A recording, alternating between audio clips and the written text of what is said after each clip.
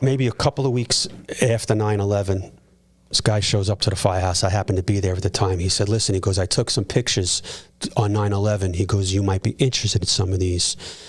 And it turns out he was on like the roof of a building in Brooklyn, right over, Manhattan was a stone's throw away. And he took some pictures. And one photo he took, there's a fire truck going over the Brooklyn Bridge. And you can see that both towers burning in the background. And it turns out that that fire truck was Ladder 118. So it turned into a front page of the Daily News, a whole story about our firehouse. And that became like one of the, besides the guys raising the flag, it probably became the most iconic photo of 9/11. I remember that photo. Of 6 guys going to their death. You going over the bridge, you see the towers burning in the background.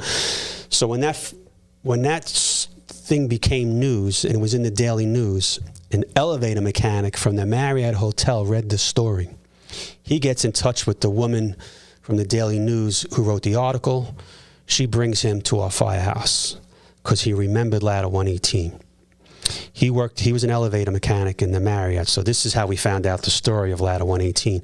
Ladder 118 ended up in the Marriott Hotel, and he was working with them because he remembered the 118s on their helmets, and when he saw pictures of the guys, he remembered each guy who, they got, people were trapped in elevators.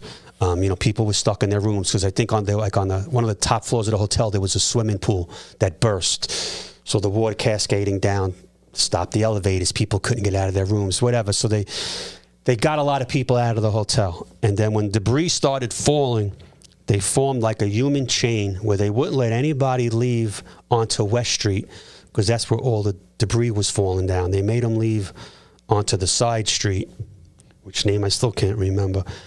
And so they wouldn't let anybody leave. And he was with them. And then they all heard the rumble of the tower coming down.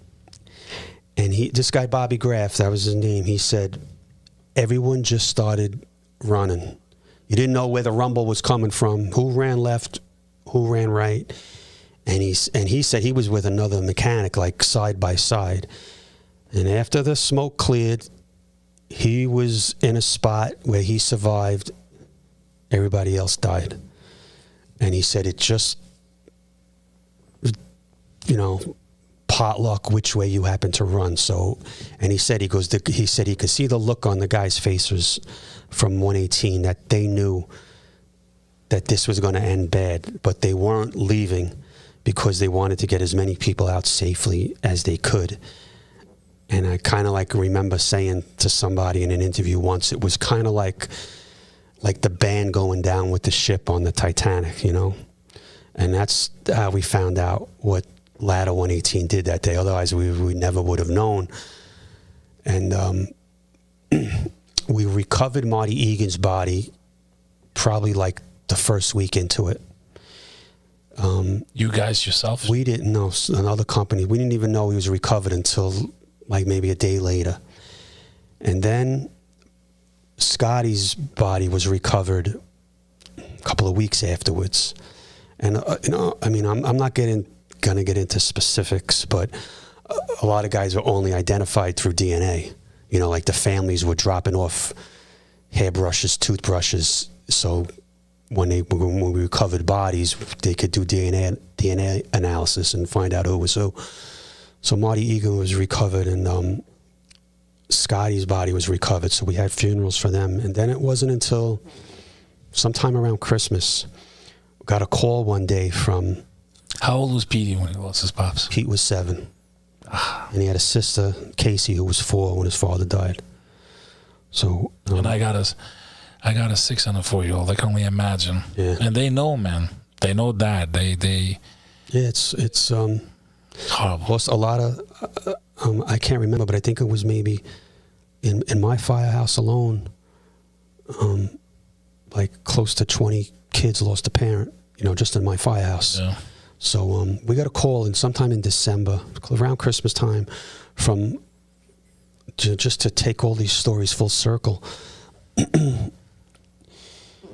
Marty Egan was our captain. I told you he passed away. He worked in headquarters. He has a brother, Mark Egan, who was a lieutenant at the time.